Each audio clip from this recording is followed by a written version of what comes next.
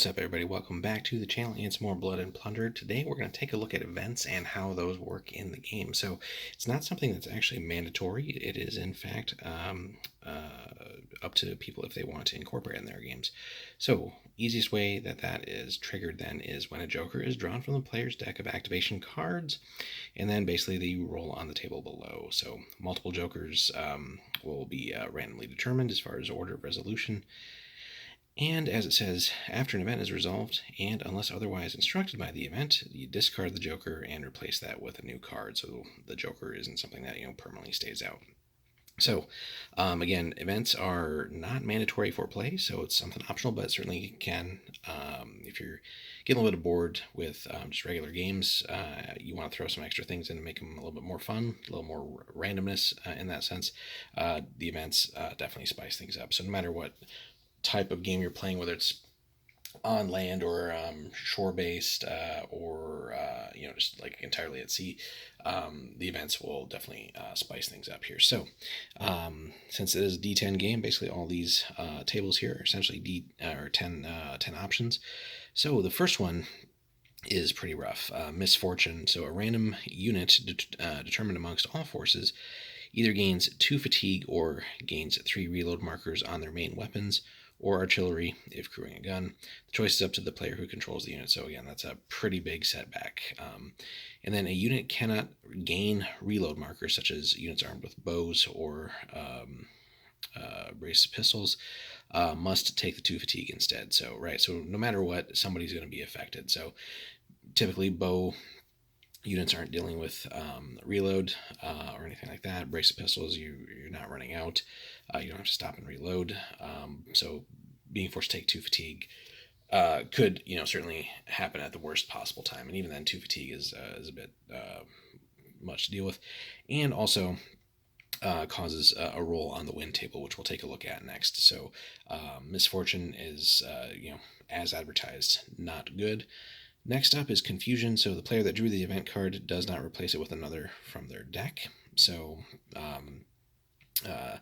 not too serious, but on the other hand, you're essentially down a card for a bit. Stubborn. The player that drew this event card picks a unit within their force and removes a fatigue from that unit. So actually a good one, right? So getting a 3 is definitely a-okay. Unruly. The force of the player that drew the event card immediately loses a command point for this turn only. That is kind of a bummer. So far, Stubborn's about the only thing that we you'd want to land on. Weather change is going to be potentially pretty rough, especially again if ships are involved. So you roll once on the weather table, but then also on the wind table as well. So again, some of these really do have more of an impact if ships are involved. Lucky. So the player that drew this event card picks a unit at random in their force, and then they get a free action of its choice this turn. So hey, good one to land on so far. So 3 and 7. So lucky is definitely well worth getting. So, and of course, it's in the 7th spot. Inspiring. Command. So the commander of the player that drew the event card immediately gains command point for the remainder of the turn. So basically the mirror opposite there of unruly. So 7 and 8, definitely a good spot to land in. Exhausted. The player that drew this event card picks a unit in their force at random. The unit immediately gains a point of fatigue. So not too bad, but certainly nowhere near as bad as misfortune. But just again, it'll happen at the worst possible time typically, right? Just the way things go, and piling on that fatigue point when you maybe needed to do something specific with that unit certainly can set you back there. And then finally we get to Twist of Fate, so at the other end of misfortune here. So whereas that had the 1 spot, this is the 10 spot. So all players discard their hands into their discard piles, then remove any number of discarded cards of the player's choice, including all played event cards from the game. Players then shuffle the discard piles into their decks and redraw their hands, and also roll on the win table. So pretty rough there, but it could also be something where you've just been stuck with a bad hand and this comes up, and maybe sets you up into a wonderful new hand. So, but could also do the same thing for your opponent, or obviously the opposite. You had a really hot hand, good things were going to happen this turn, and then you end up with crap and you can't do what you need to do this turn. So, really, 50-50 on how it potentially affects everybody. So, both people could end up with bad hands, good hands, or some combination in there. So very random, but potentially very swing, causing a big swing in the game there. So, so overall, the event table is definitely something worth considering. Lots of fun things here. So a couple of good ones even, but also some just absolutely brutal ones. But certainly make for some and lively games, and really can really create a fun narrative, especially if you're able to overcome some of these things and just add to the fun story that hopefully is developing as part of your game. So next up, we're going to take a look at wind and weather, and that will then wrap up here our quick look at the events chapter. Alrighty, guys, next up is the wind table. Pretty straightforward here. So scenarios basically start at 0 wind speed unless otherwise noted, and then the minimum and maximum wind speeds are -2 through +2, although lulls and gusts can temporarily push that beyond that either way. And then wind effects last basically until they change are changed by another result rolled on the table. And then direction can change without affecting speed, of course, and vice versa. So wind speed typically has no effect on gameplay unless ships are involved. So kind of makes sense, right? So we're just going to run through here from 1 to 10 basically real quick. So 1, basically nothing happens. 2, wind direction changes 1 point clockwise, and then 3 is counterclockwise. 4 is another no change, so 1, 4, basically nothing will happen there. 5 and 6 are kind of paired together, right? +1 speed, -1 speed. 7 and 8 are lulls and gusts, so those are temporary increases and decreases. And then 9 is kind of an interesting one. So the player that drew the event actually just picks an event on the table. So that's always really potentially interesting, because that really can set you up for having a good amount of influence over the game, at least for a certain period of time until the next roll on the table there. But really, the right choice there could really potentially hamper an opponent at a clutch moment in the game. So that's always pretty cool. And then, unfortunately, 10 is the opposite of that. The opponent will get to pick. So really, if things are kind of okay or neutral for you, really you're hoping for a 1 or 4. 7 and 8 are not too bad, just because they're only temporary. But 9, of course, is always great for you, or for your benefit, your side's benefit. 10 really is just the absolute worst, though, right? So hoping that a 10 does not come up, unless the opponent rolls it, right? Because then you would get to pick. So kind of reversed there. So keep that in mind. All right. Then the weather tables are pretty interesting too. This one's a little bit simpler. So still rolling a d10, however, it's broken down 1 to 4, 5, 6, and 7, 10. With 5 and 6 being neutral, no changes, and then 1 through 4, -1 on the effects table, and 7, 10, +1. So interesting to note here. Again, scenarios kind of start right in the middle, but the negatives are not applied at night, because the negatives really deal with like extremely hot weather, blazing sun, and so on and so forth. So kind of, not going to be so hot, the sun's not going to be your eyes in the middle of the night, right? Makes sense. So that being said, starting in the middle spot here, neutral, and then we're going to go negative first and then positive. So fair weather, no effect on gameplay, right? Makes sense. The blinding sun, and typically, you often think of like bad weather or nighttime kind of hampering things, but here actually this somewhat unique.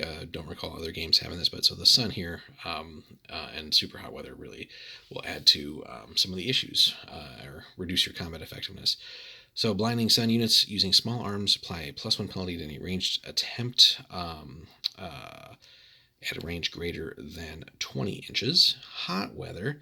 So small arms +1 penalty for any ranged attack attempted at a range greater than 20, and then on top of that, any unit that moves more than 4 a turn instead of the normal 8 gains fatigue point. So something to keep in mind there, basically. super hot out, humid, you're gonna just exert yourself more with less effort. And then finally, sweltering, which is just absolutely brutal. Units using small arms have a +1 penalty to any ranged attack, again greater than 20. The previous penalty, the moving 4 inches or more, or sorry, more than 4 inches, gain a fatigue point, and then on top of that, finally, all models that participate in a melee combat and survive during the sweltering heat gain a fatigue on top of any other fatigue that results as melee combat. So, getting into some up close personal action in sweltering weather is just absolutely brutal.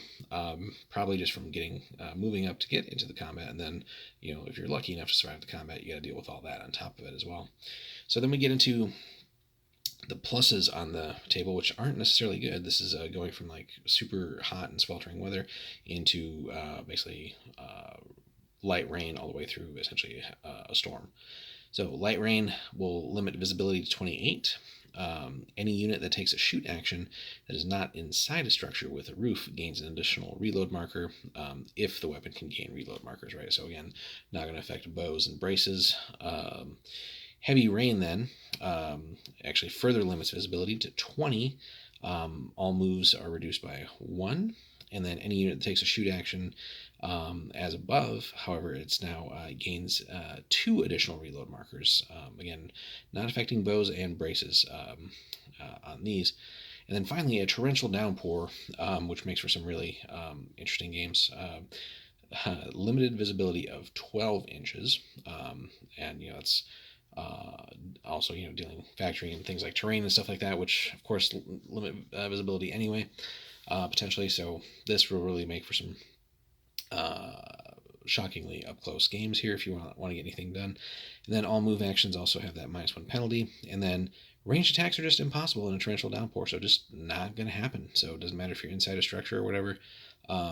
It's just yeah. So basically melee it is.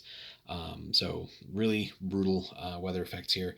So nothing really is outside of fair weather is really going to be all that great for you. So and I like the fact the way this works in the game, right? It's basically just the effects of the minus or the -1 +1 are not too bad, but then those essentially stack as you move up either direction on the chart here. And this is not one where there's anything really good, again, outside of just fair weather, which has no effects.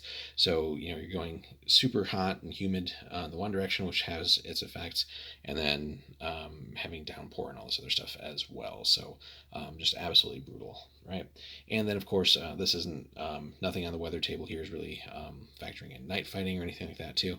Now, again, not going to have blinding sun, super hot or sweltering at night, but certainly you could have light rain, heavy rain, and downpour in the evening as well. So lots of fun factors, lots of fun variables here to really, again, add different layers, different complexities, little wrinkles to the game. That's just one of the great parts of Blood and Plunder. So let us know, guys, if you have any fun stories from your games, if you've incorporated the random events, wind or weather, and how those have either changed the game or just added a fun element to the games that you've played so far. So hit us up in the comments there, guys.